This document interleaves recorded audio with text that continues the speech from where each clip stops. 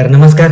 संजय गांधी निराधार अनुदान योजनेच्या अंतर्गत या महाराष्ट्रातील जे संजय गांधी निराधार योजनेच्या अंतर्गत लाभ घेतात त्यांना दर महिना 1,500 रुपये इतके या योजनेच्या अंतर्गत दिले जातात. परंतु या योजनेच्या अंतर्गत आवश्यक जे कागदपत्र देखील आहेत ते आपल्या या व्हिडिओच्या माध्यमातून आपण जाणून घेणार आहोत. प्रथमतः तुम्ही जर आपल्या चॅनलवरती नवीन असाल तर आपल्या चॅनलला सबस्क्राईब देखील करायचं आहे.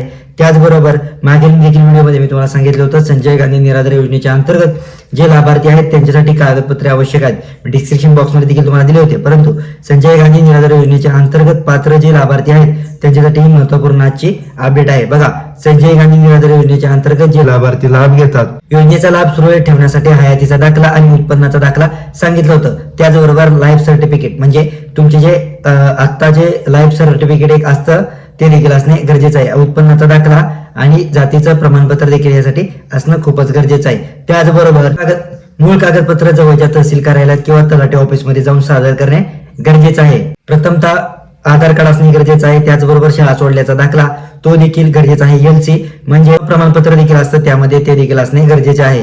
त्याचबरोबर तहसीलांचा दाखला. त्याचबरोबर तुम्ही जर वार्षिक 21,000पेक्षा जास्त उत्पन्न घेत असाल तर त्यामध्ये तुम्हाला ह्यामध्ये लाभ घेता येणार नाहीये. वार्षिक जे उत्पन्न आहे तुम्हाला 21,000च्या आत असणे गरजेचे आहे. BPL रेशनिंग कार्ड देखील यासाठी असणे खूपच बंधनकारक आहे. त्याचबरोबर बँकिंग डिटेल्स म्हणजे जे तुमचे पासबुक आहे त्याचे पहिले 5 म्हणजे बँकमध्ये सगळे डिटेल्स असतात.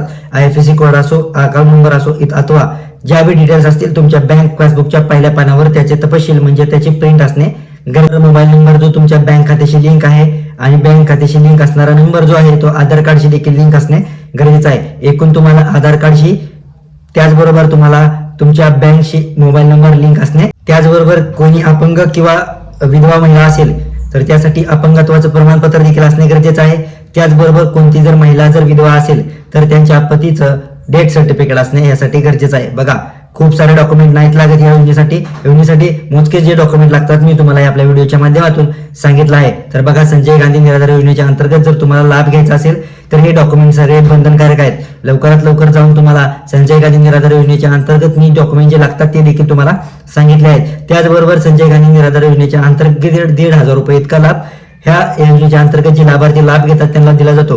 बघा, ही तुमच्यासाठी सुवर्ण संधी. अपंगत्व असो, विधवा महिला असो यांना तर महत्वपूर्ण अपडेट आहे. बघा, अपंगत्व म्हणजे अपंग जे व्यक्ती आहेत त्यांचे अपंगत्व म्हणजे प्रमाणपत्र देखील त्यांच्याकडे असते ते देखील असणे गरजेचे आहे. मी सांगितलेले सर्वच डॉक्युमेंट्स. त्याचबरोबर जे विधवा महिला आहे म्हणजे ज्या महिलेचे पती एक्सपायर झाले असते म्हणजे त्यांचं डेथ सर्टिफिकेट म्हणजे मृत्यूचा दाखला, ज्या दिवशी त्यांचं निधन झालं त्या दिवसाचा मृत्यूचा दाखला यासाठी असणे गरजेचं आहे. त्याचबरोबर मी व्हिडिओच्या माध्यमातून सांगितलेले सर्वच कागदपत्र असणे गरजेचं आहे. बघा, संजय गांधी निराधार योजनेच्या अंतर्गत जे मागील व्हिडिओमध्ये मी तुम्हाला सांगितलं होतं प्रोसेस ती आहे, दुसरी काही प्रोसेस नाहीये. त्याचबरोबर मी तुम्हाला आता सांगितलं आहे की या योजनेसाठी लागणारे आवश्यक कागदपत्र देखील आहेत हे देखील मी आपल्या व्हिडिओच्या माध्यमातून तुम्हाला सांगितले आहेत. तर लवकरात लवकर तुम्ही जायचं आहे. मूळ कागदपत्र तुम्हाला तहसीलदार कार्यालयात किंवा तलाठी ऑफिसमधून जाऊन तुम्हाला तिथे जाऊन सादर करायचे आहेत. त्यानंतर तुम्हाला योजनेच्या अंतर्गत लाभ घेणार आहेत. बघा, ही महत्वपूर्ण आहे.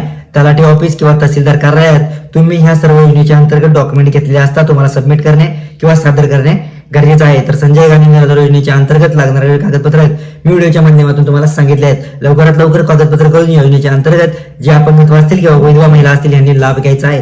तर तुम्ही आपल्या चॅनलवरती पहिल्यांदा देखील असेल तर आपल्या चॅनलला लाईक, शेअर आणि सबस्क्राईब देखील करायचं आहे. भेटूया पुढच्या व्हिडिओमध्ये. धन्यवाद.